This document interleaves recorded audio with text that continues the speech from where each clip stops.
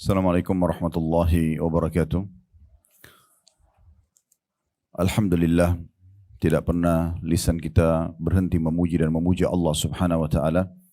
Sebagai seorang muslim kita sangat yakin dua susunan kata ini alhamdulillah adalah kalimat penghubung antara kita dengan Allah Subhanahu wa taala, dan Allah menganggapnya sebagai kalimat syukur atau berterima kasih yang dengannya pasti semua kebutuhan kita untuk roda kehidupan di muka bumi ini akan dipenuhi, dan juga puncaknya kita akan mendapatkan balasan yang sempurna nanti di hari kiamat. Oleh karena itu jadilah orang yang selalu membasahi lidah dan bibirnya dengan dua susunan kata ini, alhamdulillah.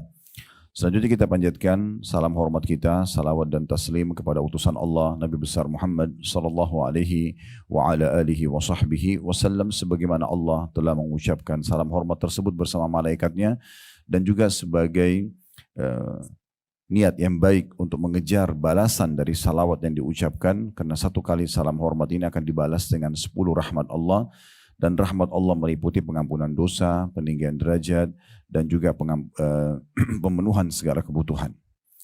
Baik, melanjutkan bedah buku kita seperti biasa yang ditulis oleh Muhammad Khair Yusuf, Meraih Pahala Besar dengan Amalan Ringan. Dan kita masih di bab sedekah dan infak, serta kita berada di substansial bahasan terakhirnya. Setelah kemarin atau kesempatan yang lalu kita sempat membahas pada Senin yang lalu tentang keutamaan sedekah terhadap para janda-janda serta orang-orang miskin, dan pahalanya sama dengan orang-orang yang sedang jihad di jalan Allah Subhanahu wa taala, dan pahalanya sama juga dengan orang yang terus puasa di siang hari non-stop, serta juga orang yang selalu sholat malam tanpa pernah istirahat. Baik, kesempatan ini insya Allah kita ada di cetang terakhir. Kalau yang pegang bukunya di halaman 59, di sini adalah sedekah terhadap anak yatim.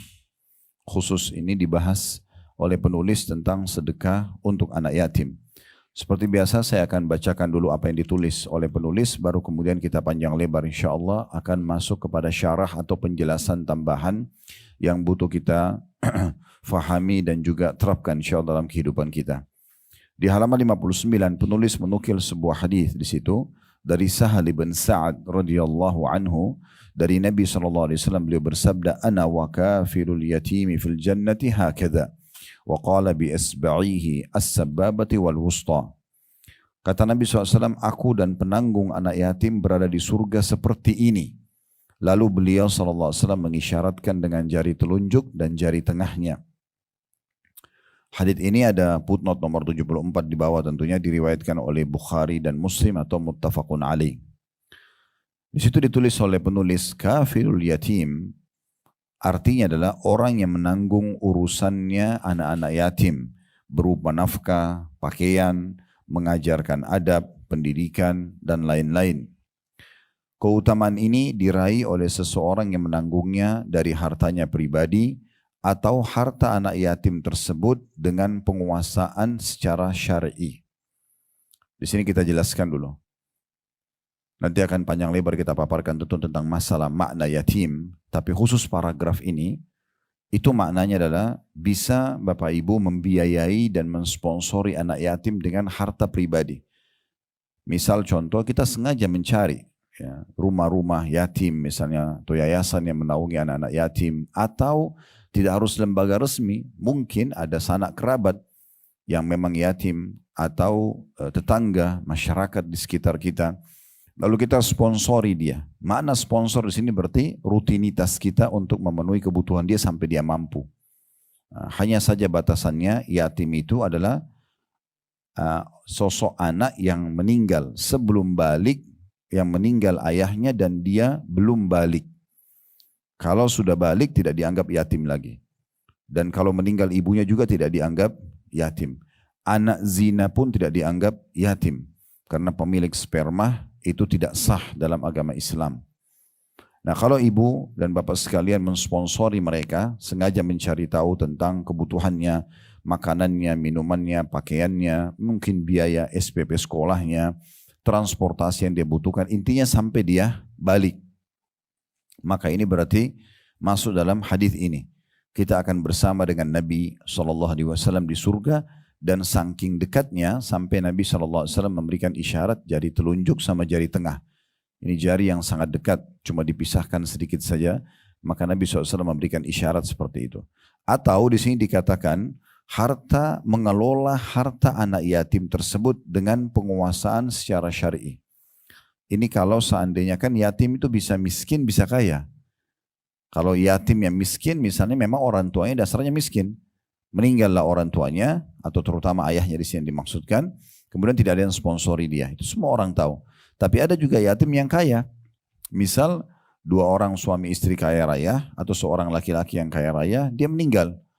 Kemudian dia meninggalkan anak-anak yang masih kecil sebelum balik. Maka anak-anaknya dikatakan yatim. Tapi ini yatim yang kaya. Nah, siapapun yang menjadi penanggung jawab terhadap harta yatim yang kaya ini, maka dia wajib untuk tunduk kepada hukum syariat Allah Subhanahu wa taala. Tidak boleh dia berlaku curang. Karena misal posisi dia sebagai tante, sebagai paman, kemudian dia mensponsori, dia yang melindungi anak yatim itu, walaupun dia ikut tinggal di rumahnya, walaupun dia misalnya yang pegang warisannya, itu semua dibolehkan. Dia boleh ikut makan di situ, dia boleh ikut tinggal di situ, tapi tidak boleh dia pakai untuk kebutuhan dia pribadi. Nah, kapan dia menyalahgunakan dana-dana yatim ini, ya, apakah dia pengelola yayasan atau misalnya dia yang menjadi walinya si yatim yang meninggal, orang tuanya dalam kondisi dia kaya dan belum balik, kemudian dia yang memegang semua amanah itu, siapa yang mengkhianati ini maka berarti masuk dalam kategori dosa besar. Nanti kita jelaskan dalil-dalil dan beratnya hukuman terhadap orang-orang yang sengaja memakan harta anak yatim. Baik yang mengelola, menerima donasi dari umat ke yayasan sehingga dia menyalahgunakan dana yatim karena banyak yang masuk lalu dia pakai kebutuhan pribadi, misalnya beli mobil pribadi, pakaian dia dan segala macam, itu besar sekali dosanya, masuk dalam 7 induk dosa besar yang membinasakan. Nanti kan kita jelaskan dalilnya insyaAllah. Kemudian tadi contoh yang lain adalah kalau dia menjadi walinya, paman atau tante yang melindungi si anak yatim tadi. Jadi misalnya walaupun dia tinggal di rumah anak yatim itu, karena anak yatim itu kaya raya, dia misalnya dalam kondisi miskin, boleh dia ikut tinggal di situ, boleh dia nikmati listriknya, boleh dia ikut makan bersama-sama, selama itu adalah kebutuhan yatim dan dia ikut di situ nggak masalah. Tapi kalau dia gunakan untuk kebutuhan dia pribadi, ini hukumnya haram. Ya, ini yang dimaksud dengan, saya ulangi lagi, paragraf tadi itu penting sekali. Kafilul yatim adalah orang yang menanggung urusannya berupa nafkah, maksudnya urusan anak yatim, pakaian, mengajarkan adab, pendidikan dan lain-lain. Keutamaan ini diraih oleh seseorang yang menanggungnya dari hartanya pribadi. Dia sendiri memang sengaja mau sponsori anak yatim, atau dari harta anak yatim itu dengan penguasaan secara syar'i. Sudah kita jelaskan penguasaan secara syar'i seperti apa. Al-Hafidh Ibnu Hajar, Al-Hafidh maksudnya adalah gelar yang baik untuk seorang ulama yang bernama Ibnu Hajar, menukil perkataan Ibnu Battal. Ibnu Battal juga seorang alim. Sungguh bagi yang mendengar hadis ini hendaklah ia melakukannya supaya menjadi penyerta Nabi SAW di surga. Dan tidak ada satu kedudukan pun di akhirat yang lebih utama daripada itu. Jadi ini bukan main-main ya. Bukan misalnya dikatakan siapa yang sponsori anak yatim dia akan dapat 1000 pahala misalnya. Atau dia seperti bebasin budak. Atau dia seperti haji 100 kali. Tapi bukan seperti itu. Ini luar biasa hanya dengan memenuhi beras, makan dia, makanan dia, minuman dia, SPP dia misalnya dan seterusnya, maka balasannya akan bersama Nabi di surga. Ini bukan main-main karena derajat Nabi sangat tinggi di surga. Tidak ada tempat tertinggi di surga kecuali milik Nabi Muhammad SAW. Sebagaimana dalam hadis tentang azan, kata Nabi SAW, kalau kalian dengarkan azan atau muadzin mengumandangkan azan, ucapkan apa yang diucapkan. Setelah itu bacalah salawat kepadaku, karena siapa yang baca salawat kepadaku maka dia akan dibalas dengan 10 kali rahmat. Ya. Kemudian kata Nabi SAW, lalu mintalah al-wasilah untukku. Siapa yang minta wasilah untukku, sesungguhnya dia adalah tempat tertinggi di surga dan tidak dimiliki kecuali untuk satu orang saja. Siapa yang minta wasilah untukku, dia akan mendapatkan syafaatku. Kalau sudah hafal doa habis azan kan begitu ya. Setelah muadzin mengatakan la ilaha illallah, terakhir tentu dari Allah Akbar sampai la ilaha illallah kita ulangi sama-sama, kecuali hayya 'alas shalah, hayya 'alal falah kita mengatakan la haula wala quwata illa billah. Begitu selesai muadzin mengatakan la ilaha illallah, kita juga mengatakan la ilaha illallah, lalu kita baca salawat Ibrahim yang di tahiyat. Allahumma salli ala Muhammadin wa ala ali Muhammadin kama sallaita ala Ibrahim wa ala ali Ibrahim innaka Hamidum Majid, wa barik ala Muhammadin wa ala ali Muhammad kama barakta ala Ibrahim wa ala ali Ibrahim innaka Hamidum Majid. Lalu kita baca doa habis azan. Allahumma rabba hadhihi da'wati tammah. Ya Allah, sungguhnya ini adalah panggilan yang sempurna. Wassalatil qa'imah, dan salat akan didirikan. Ati Muhammadanil wasilata wal fadilah. Karuniakanlah kepada Nabi Muhammad al-wasilah. Ini tadi tempat tertinggi di surga yang Nabi SAW mengatakan, lalu mintalah untukku al-wasilah, karena dia adalah tempat tertinggi dan terbaik di surga, tidak akan dimiliki kecuali untuk satu orang saja. Ini tempat yang paling lux, yang paling VIP di surga, tidak ada kecuali satu. Kata Nabi SAW, dan aku berharap aku pemiliknya. Siapa yang meminta wasilah untukku, dia akan mendapatkan syafaatku. Maka kita baca, ya Allah karuniakanlah Nabi Muhammad SAW al-wasilah dan juga al-fadilah. Fadilah keutamaan yang besar. Wab'athu maqaman mahmudan illati wa'adta, dan karuniakan dia kedudukan yang tinggi telah engkau janjikan, innaka la tukhliful mi'ad, sesungguhnya engkau tidak akan memungkiri janjimu. Jadi kita bisa bayangkan kalau al-wasilah adalah sebuah istana yang paling lux di surga. Dan Nabi SAW mengatakan dalam keutamaan mensponsori anak yatim, aku dengan sponsor anak yatim seperti ini di surga. Kira-kira seperti apa itu? Akan derajat yang sangat tinggi, ya, derajat yang sangat tinggi. Dan makanya di sini Ibnu Battal mengatakan harusnya setiap muslim setelah mendengar hadis ini jangan dia sia-siakan. Walaupun cuma satu anak yatim. Walaupun cuma satu orang saja, tapi sponsori dia. Makna sponsor saya bilang adalah rutinkan, ya. Bukan cuma sekali kita urus dia. Bagaimana apa yang kita makan, dia makan. Apa yang kita minum, dia minum. Kita penuhi kebutuhannya. Dan ini hanya sampai dia balik saja. Setelah dia balik itu sudah bukan yatim lagi. Kita bisa cari anak-anak yatim yang lain. Yang itu. Tapi kalau Bapak Ibu ingin lanjutkan anak yatim yang tadinya kita sponsori, misalnya dia tinggal di rumah, kemudian kita sponsori, maka sampai dia balik, kemudian kita terus saja melanjutkan pembiayaan dia, misalnya sampai dia menikah, itu adalah tambahan kebaikan. Tapi keutamaan tadi sponsor yatim hanya sampai dia balik saja. Dan perlu digarisbawahi, rumah yang paling baik adalah rumah yang ada anak yatimnya. Sebagaimana Nabi SAW sampaikan dalam sebuah hadis, ya. Ini saya sering bahasakan, ya. Tapi jangan tersinggung dengan itu, ya, karena ini hanya gambaran supaya kita lebih memahami mana yang lebih besar manfaatnya. Daripada Bapak Ibu pelihara kucing di rumah, ya, keluarkan biaya makannya, biaya ininya, biaya itunya. Kenapa enggak sponsori anak yatim? Kucing enggak bisa ngaji, kucing enggak bisa sholat. Pahalanya hanya sekedar merawat hewan saja. Ada pahala, ada pahala. Sudah kita jelaskan di bab-bab sebelumnya. Memelihara hewan, ada pahala dari hewan, iya. Tetapi kalau anak yatim bisa diajarin sholat, ya, bisa mengaji, bisa hafal Quran, dan pahalanya nanti balasannya di surga bersama dengan Nabi SAW. Jadi kenapa enggak anak yatim? Ya, sampai balik biarkan dia mandiri, ganti anak yatim yang lain, kan gitu. Itu sangat baik. Kalau tidak, misalnya ibu dan bapak diberikan oleh Allah SWT kelebihan rezeki, bisa kita punya tanah misalnya, itu rumah tidak dipakai, lalu kita jadikan sebagai rumah yatim.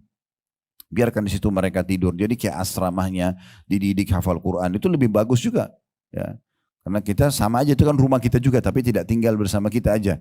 Cuma rumah itu kita jadikan sebagai tempat yatim, kita wakafin. Itu bagus sekali. Ya, sehingga bukan cuma satu yatim, tapi sekian puluh, sekian belas yatim bisa disponsori. Maka itu sangat baik. Dan mereka tidak apa-apa dikasih syarat hanya sampai balik saja. Gitu kan. Setelah balik kita buatkan atau berikan kepada dia pelatihan-pelatihan supaya bisa mandiri. Sehingga digantikan oleh yatim-yatim yang lain. Al-Hafidh Ibnu Hajar tadi ya, menukil perkataan Ibnu Battal itu. Kemudian beliau mengatakan lagi di paragraf terakhir, bisa jadi yang dimaksud adalah dekatnya kedudukan ketika memasuki surga. Maksudnya sangat dekatnya kita dengan Nabi SAW nanti kalau sponsor yatim di dunia, walaupun satu, tentu makin banyak disponsori maka makin besar dan melimpah pahalanya. Ini yang dinukul oleh penulis. Dan kedepannya insya Allah kita akan masuk di bab jihad. Ya, ini panjang lebar juga akan kita jelaskan, apalagi di masa kita sekarang sedang terjadi di Palestina. Ya, akan panjang lebar kita jelaskan pada pertemuan akan datang. Baik Bapak Ibu sekalian, saya akan masuk ke syarah atau penjelasan tambahan informasi berhubungan dengan masalah sponsor yatim ini. Yang pertama, kita akan coba jelaskan dulu masalah definisi, ya. Tadi sudah kita jelaskan yatim adalah yang meninggal ayahnya, dan itu sudah disepakati oleh para ulama. Sebenarnya dalam bahasa Arab yatim atau yatimah, anak laki-laki atau anak perempuan yang kecil yang belum balik yang meninggal ayahnya, itu memang dalam definisi bahasa Arab diistilahkan dengan yatim atau yatimah. Tetapi setelah dimasukkan atau dihubungkan dengan agama Islam, maka memang ini kan tadi definisi dalam bahasa Arab. Dalam definisi agama pun sama. Tidak ada perubahan dari makna tersebut. Ya. Contoh misalnya supaya Bapak Ibu bisa paham lebih jauh. Kalau sholat dalam bahasa, istilah bahasa Arab itu adalah doa. Ya. Tapi istilah agama beda. Istilah agama adalah, dia adalah gerakan dan ucapan tertentu yang diatur dengan tata cara tertentu, dimulai dengan takbiratul ihram, diakhiri dengan salam. Jadi memang kadang-kadang ada perbedaan penjelasan definisi dari sisi bahasa atau etimologi dengan terminologi secara istilah syar'i. Tapi khusus yatim atau diantara yatim ini sama saja definisi bahasa Arabnya atau etimologi dengan syar'inya atau istilah terminologinya. Dan Nabi SAW membatasi yatim tadi saya bilang hanya sampai balik. Sesuai dengan sabda beliau di dalam hadis yang diriwayatkan oleh Abu Daud. Dan hadis ini hadis sahih. La yutamma ba'da ihtilam. Ya. Atau la yutma ba'da ihtilam. Tidak ada lagi keyatiman setelah balik. Jadi enggak boleh nenek-nenek kakek-kakek ngaku yatim. Ya. Bantu saya yatim. Ini yatim dari mana? Ya. Kemudian yang dimaksud dalam hadis di sini adalah tidak ada lagi keyatiman setelah mimpi. Sebenarnya begitu hadisnya. Ya. Maksudnya adalah balik, ya. Dan ulama merincikan tentang masalah balik itu tidak harus selamanya mimpi, tetapi yang paling sering adalah adanya tanda-tanda. Seperti laki-laki tumbuhnya kumis misalnya, berubahnya rongga suara gitu kan, postur tubuh yang lebih besar. Kalau perempuan sudah ada haid, ada payudara dan seterusnya. Nah ini sampai batas itu maka sudah lepas istilah yatim dari mereka. Ya. Kalau anak-anak yang meninggal ibunya tidak dikatakan yatim. Biasa di Indonesia ditambah dengan piatu. Ya, sebenarnya tidak ada dalam hukum syariat. Kenapa ayah saja ya di sini yang dianggap kalau dia meninggal anaknya jadi yatim? Karena memang dia sponsor keluarga. Yang diwajibkan kerja cari nafkah, ayah. Ibu tidak ada kewajiban cari nafkah. Kalau ibu bekerja, ibu punya income, itu adalah tambahan saja. Tidak ada kewajiban. Kenapa perempuan mendapatkan warisan satu sementara laki-laki dua di saat dijelaskan secara syar'i atau secara hukum agama? Kita tidak bicara selain hukum agama Islam, karena Allah mengatakan dalam Al-Quran, lidzakari mithlu hadzil unthayain. Sesungguhnya laki-laki akan mendapatkan dua bagian dari perempuan, karena perempuan dalam setiap keadaannya, ibu dalam setiap keadaan akan selalu terjamin. Sebelum menikah, ibu wajib dibiayai oleh ayahnya. Jadi walaupun seorang wanita tuh, maaf ini bahasa saya hanya contoh saja, sampai gadis tua tetap ayahnya wajib membiayainya selama dia belum menikah. Selama dia belum menikah. Kalau anak laki-laki kewajiban ayahnya membiayai hanya sampai balik saja. Hanya sampai balik. Nah kalaupun perempuan misalnya sebelum menikah wajib dibiayai oleh ayahnya. Kalau ayahnya meninggal berarti pamannya, saudaranya, tidak boleh dibiarkan.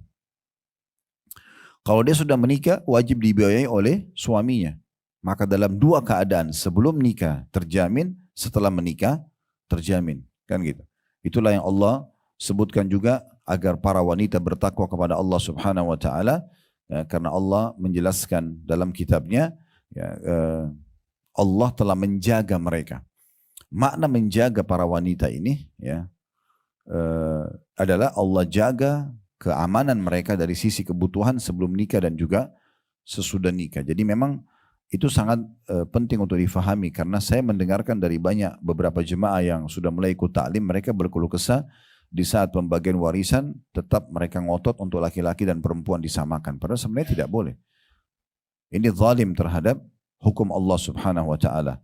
Karena memang ibu harus faham kalau sudah dijamin dalam syariat Allah Subhanahu wa taala sebelum nikah dan sesudah nikah, ya. Kalau anak laki-laki hanya sampai balik. Jadi kalau ada ayah membiayai anak laki-lakinya sampai kuliah, itu luar biasa. Sudah tambahan. Karena kewajiban dia sebenarnya hanya sampai balik saja. Nabi SAW mengingatkan kita agar berhati-hati dan selalu menjaga anak-anak yatim ini. Begitu juga dengan para wanita, terutama yang janda-janda yang kita jelaskan pada pertemuan yang lalu. Janda-janda yang tidak punya kemampuan, susah hidupnya, tidak ada keterampilannya bekerja, gitu kan. Apalagi punya anak-anak kecil, itu pahalanya sangat besar. kalau untuk disponsori.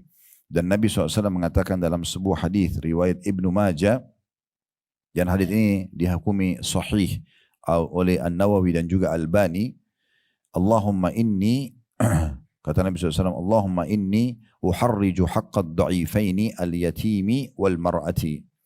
Ya Allah, sungguhnya aku menganggap berat dosa penindasan atas hak dua kaum yang lemah, yatim dan para wanita. Yatim dan para wanita. Tentu di sini yang dimaksudkan adalah yatim yang tidak ada ya, kemampuannya, miskin, ya. Atau yatim tadi saya bilang di awal-awal mereka punya kemampuan tetapi tidak tahu mengelola harta tersebut. Dia tidak tahu mengelola harta tersebut. Baik, kita akan masuk lebih dalam kepada beberapa hadis Nabi alaihi salatu wassalam, ya, tentang masalah keutamaan, dalil-dalil tentang keutamaan mensponsori anak yatim ini, ya.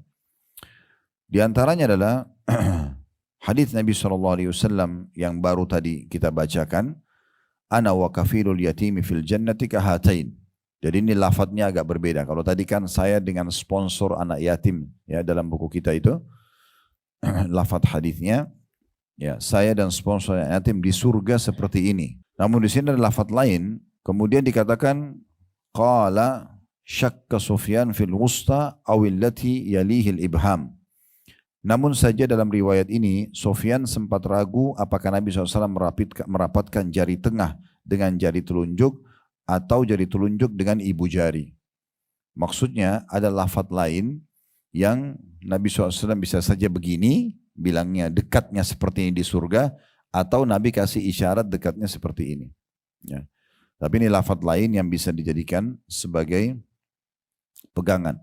Kita tambahkan dengan riwayat Abu Darda radhiyallahu anhu, ya, dia mengatakan bahwasanya Nabi SAW pernah didatangi oleh seseorang yang mengeluhkan kerasnya hatinya. Jadi dia susah sekali untuk khusyuk, susah sekali untuk semangat ibadah.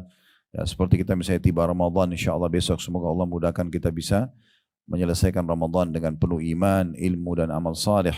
Allahumma amin. Biasanya ada orang tidak tersentuh sama sekali, tidak ada rasa semangatnya, atau mungkin setiap hari berlalu saja begitu saja malamnya tanpa qiyamul lail, setiap hari berlalu tanpa ada zikir, tanpa ada istighfar, tanpa ada bacaan Al-Quran.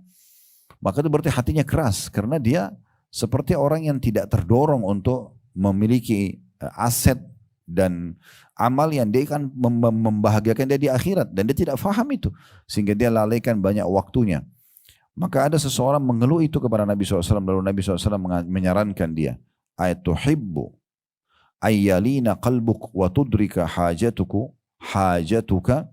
apakah kau mau hatimu menjadi lembut supaya gampang, mudah tersentuh, mudah nangis, sedikit diingatkan langsung mau diamalkan, dan kamu mendapatkan dan terpenuhi hajat-hajatmu, maksudnya Allah akan penuhi apapun permintaanmu.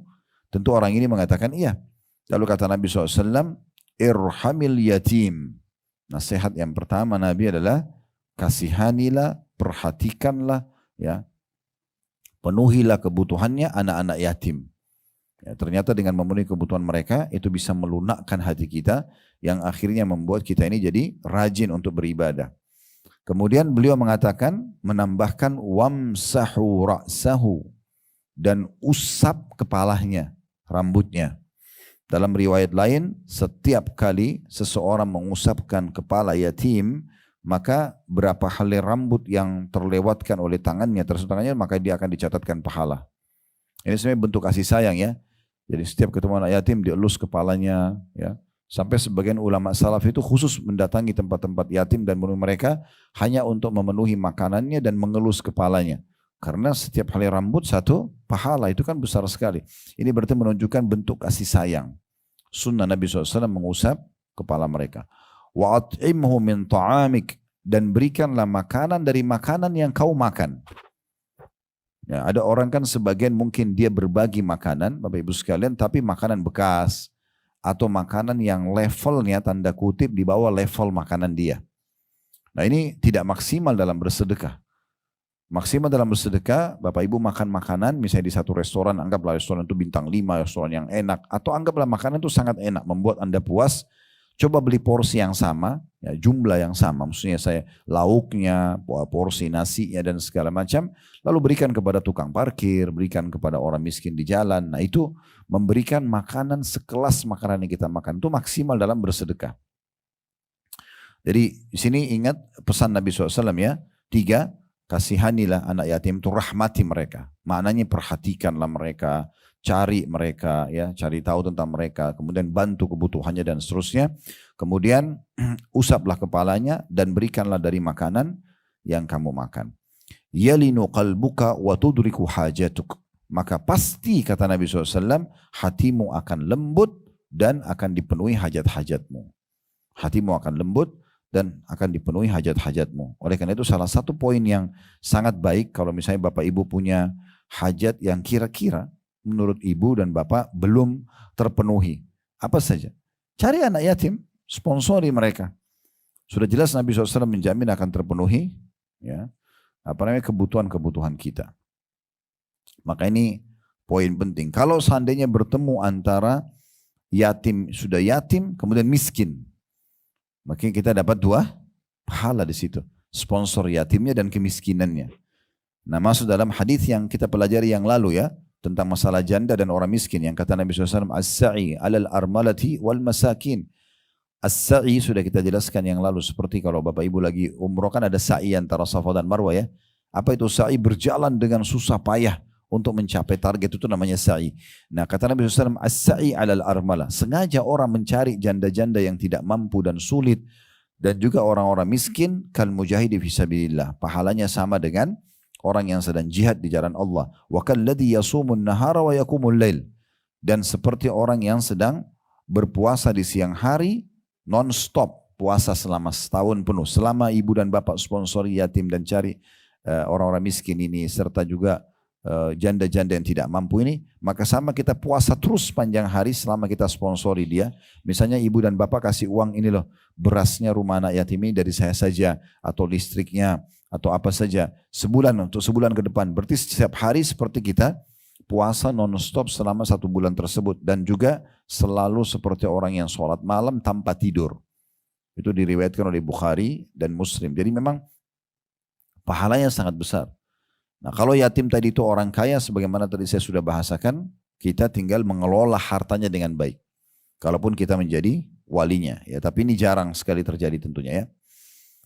Baik, bagaimana kira-kira ancamannya bagi orang yang sengaja memakan harta anak yatim?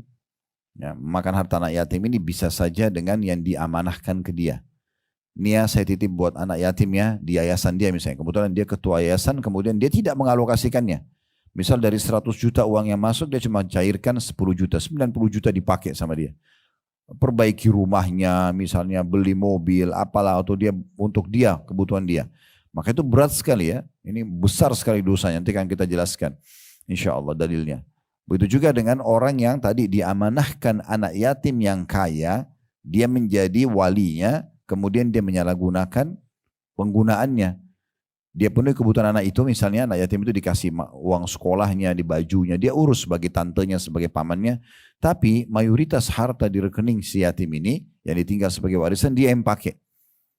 Ini nggak boleh, termasuk nggak boleh investasikan segala macam, kecuali nanti kalau dia sudah besar ditanyakan, atau dia sudah balik ditanyakan, ini mau diinvestasikan akan datang keuntungan begini misalnya. Karena kalau rugi nanti kan bahaya, bisa saya dia tidak dapat haknya, bisa saya dia tidak mendapatkan haknya.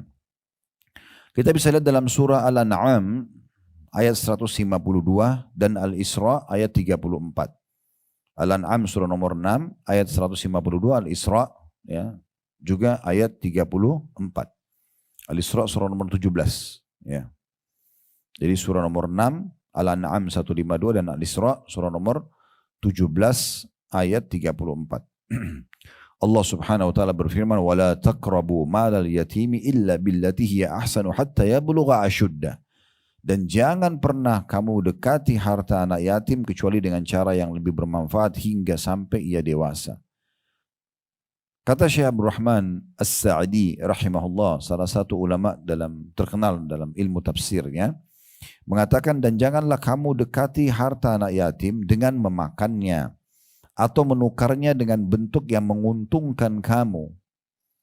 Jadi nggak boleh sengaja kita makan, nggak boleh juga kita mengelola yang mendatangkan keuntungan tapi untuk kita gitu. Atau mengambil dengan tanpa sebab. Kecuali dengan cara yang menyebabkan harta mereka menjadi baik. Misalnya harta itu dalam bentuk cash, emas batangan, orang tuanya tinggalkan sangat banyak. Kemudian kita pindahkan, kita cairkan daripada emas, misalnya dicairkan dalam bentuk uang, dibuka ke rekening atas nama dia, si anak itu misalnya. Contoh, maka itu tidak ada masalah. Ya. Atau harta-harta anak yatim yang tadinya banyak orang bawa cash ke yayasan kita atau ke rumah yatim, daripada menumpuk di situ, di kas kita, lebih baik kita serahkan ke rekening. Misalnya itu namanya mendapatkan manfaat yang lebih baik. Ya. Ini menunjukkan juga tidak boleh mendekati dan mengurusi harta anak yatim dengan cara akan merugikan anak-anak yatim itu. Atau bentuk yang tidak membahayakan tetapi juga tidak membawa kebaikan. Hingga anak yatim itu sampai dewasa.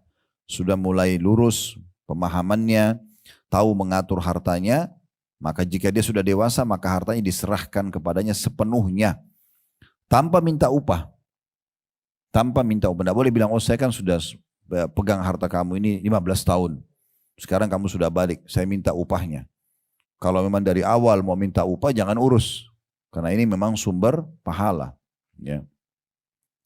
Tapi kalau misalnya dia tiba-tiba dikasih oleh anak yatim tersebut, memang sebagai bentuk kesadaran dia sendiri, dia merasa pamannya, tantehnya ini selama ini sudah membantu dia, menjaga hartanya, kemudian dia mensponsori, dia justru terbalik sekarang memberikan kepada walinya tadi itu, maka itu tidak masalah. Jika telah dewasa, maka seluruh hartanya diserahkan kepadanya, dia punya hak untuk mengatur hartanya, ya, dan boleh diawasi atau dibantu oleh si wali. Firman Allah SWT ini masih bahasa tafsir ya, Syekh Abdul Rahman As-Sa'di menafsirkan tadi Al-An'am 152 ya, dan Al-Isra 34. Kata beliau, firman Allah SWT menunjukkan bahwa anak yatim sebelum dewasa dan mampu mengatur harta dicegah mengurusi harta. Walinya mengurusi hartanya dengan cara yang lebih menguntungkan. Dan pencekalan itu berakhir dengan kedewasaan. Jadi tidak boleh juga orang misalnya tahu nih, ini anak meninggal yatim. Dan kita sebenarnya posisi tante atau paman ya, yang sebenarnya tahu kalau harta ini dibiarkan sama dia, anak 5 tahun, 7 tahun, 10 tahun tidak faham. Maka akan disalahgunakan, ditipu orang, nggak boleh juga kita membiarkannya. Ya. Sebaiknya dia dibantu untuk itu. Kemudian dalam surah An-Nisa, surah nomor 4 ayat 10, Allah juga memastikan hukuman yang sangat berat bagi orang-orang yang memakan harta anak yatim. Ya. Allah berfirman, An-Nisa surah nomor 4 ayat 10, surah nomor 4 ayat 10. Innal ladina ya'kuluna amwalal yatama zulman innama ya'kuluna fi butunihim nara wa sayaslawna sa'ira. Sesungguhnya orang-orang yang memakan harta anak yatim secara zalim, dia tidak punya hak di situ. Sebenarnya mereka itu telah menelan api sepenuh perutnya dan mereka akan masuk ke dalam neraka yang menyala-nyala. Ya, maksudnya akan disiksa oleh Allah Subhanahu wa taala. Karena itu bukan sumber pendapatan dia. Ya. Allah SWT sudah bukakan kita sumber-sumber rezeki dengan cara bisnis, dengan cara bekerja, gitu kan? Kenapa harus mengambil punya anak yatim atau mengambil hak orang lain? Dan ayat ini sangat jelas ya, kata para ulama bagaimana kerasnya dan tegasnya ancaman Allah Subhanahu wa taala bagi para pemakan harta anak yatim secara zalim. Tidak tanggung-tanggung, tidak hanya disebutkan dosa tapi dipastikan langsung dicemplungkan ke dalam api neraka. Dan Imam Az-Zahabi rahimahullah, salah satu penulis buku kitab Al-Kabair, kemudian Syekh Muhammad Al-Munajjid juga di masa kita sekarang menyusun kitab namanya Dosa-Dosa Besar atau Al-Kabair. Syekh Muhammad At-Tamimi dalam kitab Al-Kabairnya, dan cukup banyak ulama-ulama yang menyusun kitab Al-Kabair, pasti ada bab khusus tentang memakan harta anak yatim, bagian daripada dosa besar. Karena dosa besar itu Bapak Ibu sekalian adalah dosa yang diikuti dengan ancaman. Apakah itu ancaman murkahnya Allah, laknat, ya, atau siksa kubur, atau siksa neraka, maka itu berarti menandakan dia dosa besar. Kalau ada larangan tanpa diikuti dengan ancaman begini, berarti dia dosa kecil. Nah, di sini kita sangat jelas ancamannya neraka. Kemudian yang terakhir adalah dalilnya hadis Nabi SAW, hadis riwayat Bukhari dan Muslim, dari hadis Abu Hurairah radhiyallahu anhu, Ani Nabi SAW qal, bahwasanya Nabi SAW bersabda, qala ijtanibus sab'al mubiqat. Hindarilah, selamatkanlah diri kalian, jangan sampai kalian terjerumus dari 7 dosa yang membinasakan. Artinya kalau orang melakukan ini pasti akan ada penyesalan, akan ada hukuman, akan ada segala macam hal yang membuat dia sumpek, dia ribut, diganggu oleh orang lain, segala macam bara bahaya bisa datang kepada dia. Karena 7 induk dosa besar. Qalu ya Rasulullah wa ma hunna? Maka para sahabat mengatakan, wahai utusan Allah, apa saja 7 induk dosa besar itu? Mulailah beliau menyerincikan satu persatu. Qala asyirku billah. Yang pertama syirik kepada Allah. Syirik artinya dan bapak sekalian, mempartnerkan Allah atau menyekutukan Allah dengan makhluk. Ya, contoh paling jelas adalah penduduk kota Mekah di masa Nabi SAW. Di mana pada saat itu mereka tahu Ka'bah itu rumahnya Allah. Mereka tahu tawaf itu adalah perintah Allah, ya, dari syariat Nabi Ibrahim AS. Mereka tahu menyembelih hanya untuk Allah. Mereka tahu pencipta alam semesta ini Allah. Tapi mereka masih mendatangkan patung-patung yang mereka pahat sendiri, mereka warnai sendiri, mereka berikan nama sendiri. Kemudian mereka sembah bersama dengan Allah. Jadi orang-orang Mekah dulu Bapak Ibu sekalian itu kalau mereka sembelih hewan, diniatkan untuk Allah dan diniatkan untuk patung-patungnya. Itu namanya mempartnerkan Allah. Atau Bapak Ibu berdoa kepada Allah, tapi berdoa juga ya kepada makhluk atau memohon kepada makhluk, bahkan benda-benda mati. Ya mirip dengan orang-orang yang dalam sholatnya mengatakan iyyaka na'budu wa iyyaka nasta'in, hanya kepadamu ya Allah kami menyembah, hanya kepadamu kami meminta pertolongan. Tapi selepas salam dia pergi kuburan sebelah masjidnya lalu minta kepada kuburan tersebut mengatakan wahai fulan, wahai wali fulan, bantulah aku atau sembuhkanlah penyakitku. Ini berarti syirik. Ya.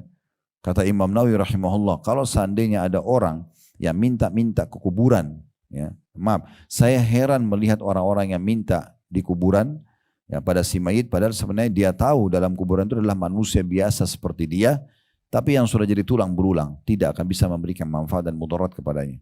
Kalau dia yakin jenazah yang ada di dalam itu walaupun itu dianggap seorang wali, ya, bisa memberikan manfaat ataupun mudarat, maka tentu saja ya kita harus yakin pencipta dia, pencipta mayit itu, pencipta tanah itu, pencipta batu itu, yaitu Allah SWT jauh lebih mampu. Makanya para sahabat ridwanullah alaihim kalau sendal mereka putus, mereka minta kepada Allah secara langsung.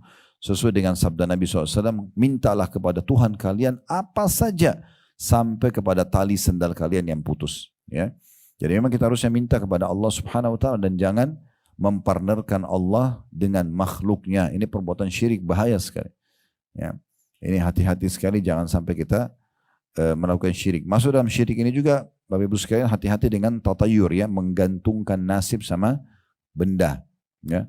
Kebiasaan orang-orang Arab dulu Mekah, mereka itu, tapi waktu itu mereka pakai jasa dukun ya. Mereka datang ke satu dukun yang dipercaya di Mekah, kemudian mereka bayar dengan uang tertentu, lalu dukun itu akan mengeluarkan 3 bulu burung merpati. Ya. Jadi yang satu ditulisin lakukan, yang satu tidak, yang satu kosong. Ditaruh satu kotak, di kotak itu ditulis nama orang itu. Nah setiap kali dia mau lakukan aktivitas, misalnya dia mau keluar kota, dia mau bisnis, dia mau menikah, dia mau apa saja, maka dia datang ke dukun itu, dia bayar lagi, ini, begitu tradisi mereka. Dia bayar, kemudian dia masukkan tangannya ke dalam kotak, tapi dia masukkan tanpa dia lihat, ya, tanpa dia lihat. Maka kalau keluar tangannya mengambil bulu yang ada tulisan lakukan, dia yakin dia akan dapat keberkahan. Kayak safar, bisnis, nikah dan seterusnya. Kalau keluar jangan lakukan berarti dia yakin dia akan kena bala, masalah. Pada saat dia kerjakan apa yang dia niatkan. Kalau keluar bulu yang tidak ada tulisan dia harus mengulanginya. Ini namanya tatayur, menggantung nasib sama burung itu. Tidak boleh bulu itu ya. Nah ini mirip di Indonesia biasanya kita kalau tangan kanannya gatal, ya mau apa itu? Pasti hafal semua. Kalau tangan kanannya gatal, mau keluarin uang ya, tangan kiri mau dapat uang. Ini dari mana ini? Gak ada hubungannya. Kebetulan urat sarafnya lagi bermasalah. Kalau setiap tangan kiri gatal dapat duit, gatalin aja tiap hari. Atau ada juga kan gitu, saya pernah dengar gitu, ada orang pas dia lagi di hadapan saya kebetulan. Kemudian rupanya kelopak matanya kedap-kedip dia bahkan atas. Ini masalah nih dia. Kenapa masalah? Ini berarti apa? Enggak, kalau yang di atas mau senang.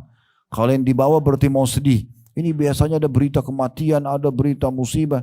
Dari mana ini? Matanya kurang istirahat aja itu. Hah? Coba kalau dia istirahat cukup, gak bakal kedap-kedip gitu kan. Nanti kalau kuping, nanti kalau alis, nanti kalau ini macam-macam. Ini semua tidak boleh. Ya, gak ada hubungannya. Tidak boleh tatayur. Begitu juga dengan menggantungkan jimat-jimat. Ya, apa saja, taruh di leher, taruh di badan, ya, untuk suami suka, untuk istri suka, untuk anak supaya tidak kena mata atau ain atau apa saja. Itu semua tidak ada dalam agama Islam, ya, tidak boleh sama sekali. Saya pernah jelaskan ini, ada satu ibu di pengajian, lalu dia kejar saya setelah pengajian, dia, Ustaz, ini bagaimana? Rupanya ada satu kayak map kecil gitu ya, dompet kecil. Di luar itu dibuka, dalamnya itu ada fotokopian kertas. Isinya tulisan bahasa Arab.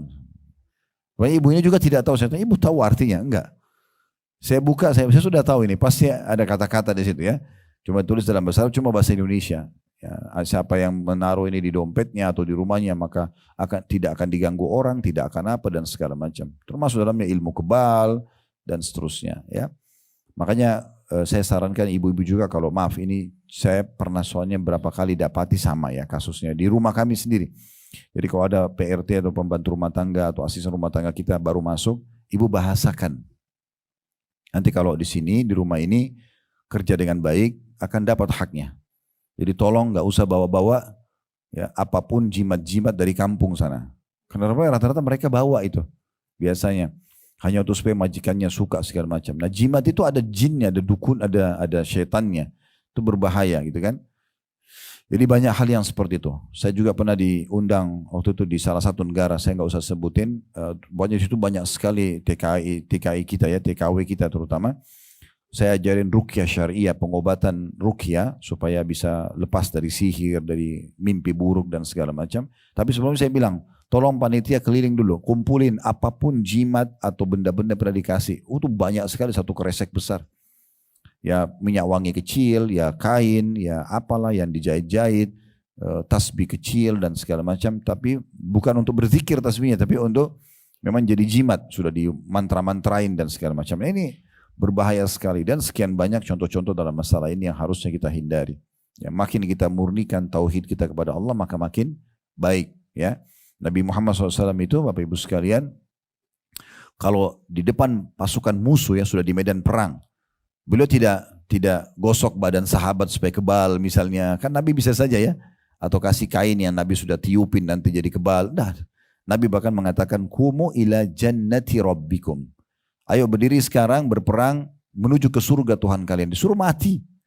Ya, bukan disuruh kebal. Nah seperti itu. Ya, rata-rata teman-teman kita yang belajar ilmu-ilmu kebal ini kalau di ruqyah pasti kesurupan biasanya.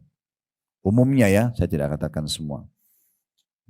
Selanjutnya yang kedua dari 7 induk dosa besar, as-sihir was-sihru. Sihir, ya, melakukan sihir. Sihir ini bisa dilakukan sendirian, orang itu yang baca-baca mantra gitu kan. Tapi perlu diketahui sihir ini sebenarnya adalah lintas alam Bapak Ibu sekalian. Lintas alam manusia. Supaya suaminya sayang, suaminya istrinya sayang dan cinta, misalnya dia bawa fotonya ke dukun. Kemudian dimantra-mantrain lah gitu kan. Atau supaya usahanya maju, maka pergi minta di sana ya, pelaris dan segala macam. Ini semuanya sihir, tidak boleh. Itu lintas alam karena menggunakan jasa jin. Perlu Bapak Ibu garis bawahi, dari 120.000 sekian nabi-nabi, diantaranya 313 rasul, dan yang wajib kita imani 25 nabi dan rasul, yang kita tahu namanya, pelajari kisahnya dan seterusnya. Itu semuanya dari kalangan manusia, tidak ada satupun jin. Kenapa? Karena manusia itu lebih tinggi daripada jin, ya. Derajatnya lebih tinggi sebenarnya. Kenapa orang yang lebih tinggi derajat minta sama orang yang di bawah dia, yaitu para jin-jin, kan gitu. Dan selalu yang dijual itu adalah berita gaib, berita gaib. Seakan-akan jin tahu. Allah pastikan dalam Al-Quran, jin tidak tahu apa-apa.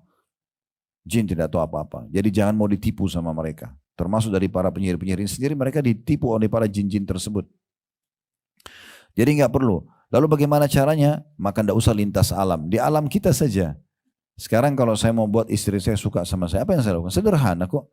Saya santun sama dia, saya ramah sama dia, saya penuh kasih sayang, saya penuh kebutuhannya. Dia sudah suka, itu secara manusia kan. Begitu juga ibu sama dengan suaminya. Sama, santun, ramah, romantis segala macam. Orang akan suka, selesai. Tidak usah bawa fotonya ke dukun. Gitu kan. Memaksa orang untuk suka dengan cara yang tidak benar. Itu kan tidak baik. Itu contoh-contohnya. Jadi nggak usah. Dan Nabi SAW sudah ingatkan. Siapa yang mendatangi dukun, peramal, penyihir, penyamun. Bertanya saja. Bertanya. Belum percaya. Nggak diterima sholatnya 40 hari. 40 hari yang lalu ya. Jadi 40 hari langsung dihapus pahalanya. Bukan yang belum dikerjakan. Dan kalau datang kepada dukun, peramal, penyamun, penyihir bertanya dan percaya, dia telah kufur kepada apa yang diturunkan kepada Muhammad SAW. Jadi tidak boleh sama sekali. Tentu ini ada bahasan sendiri. Saya cuma karena terlintas tadinya kita jelaskan.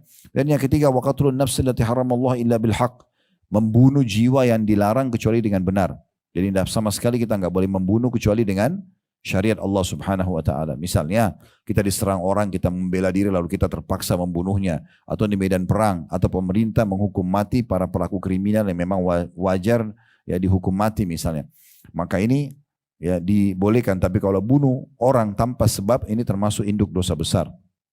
Yang keempat, wa aklu riba, memakan riba. Ya, meminjamkan uang orang lalu sengaja minta ditambahkan, ya. Itu tidak boleh. Atau biasa di negeri kita dikatakan memberanakkan uang, ya. Nah, itu semua tidak boleh, itu memakan riba, ya.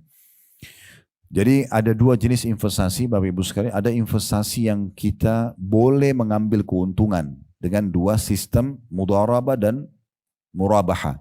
Mudharabah itu ibu ikut dan bapak sekalian investasi di satu perusahaan, misalnya butuh modal 100 juta. Saya tawarkan, ini ada bisnis Bapak Ibu sekalian, siapa yang mau ikut, modalnya 100, ini contoh saja 100 juta. Saya punya 50 juta sampai mau masuk 50 juta. Saya ada satu orang yang mengatakan saya masuk Ustaz, baiklah ikutlah dia sama saya. Maka karena 50-50% modalnya masing-masing, maka nanti juga bagi hasil 50-50%, ruginya juga ditanggung 50-50% masing-masing. Ini namanya mudharabah. Kalau murabahah beli putus, saya mau beli mobil, saya nggak ada uang. Saya bilang kepada seorang muslim atau muslimah, saya mau beli mobil 200 juta, bisa beliin saya nggak ada duit. Boleh, kata dia, saya belikan Khalid mobil itu, tapi saya nanti jual sama kamu 210 juta ya. Dinaikkan dengan keuntungan, tapi dari awal jelas. Lalu saya bilang, iya nggak masalah. Cuma saya cicil ya 10 bulan misalnya. Oke, selesai. Misalnya 210 juta, berarti satu bulannya 21 juta misalnya. Contoh saja. Maka itu namanya murabaha. Ya. Nah, ada yang kedua, investasi tapi memang tidak boleh ada keuntungan. Itu adalah utang piutang. Nggak boleh ada keuntungan. Nah, bab riba ini terbuka umumnya dari utang piutang yang sengaja cari keuntungan di situ. Saya pinjamkan kamu 10 juta tapi nanti kamu kembalikan 11 juta ya. Itu tidak boleh.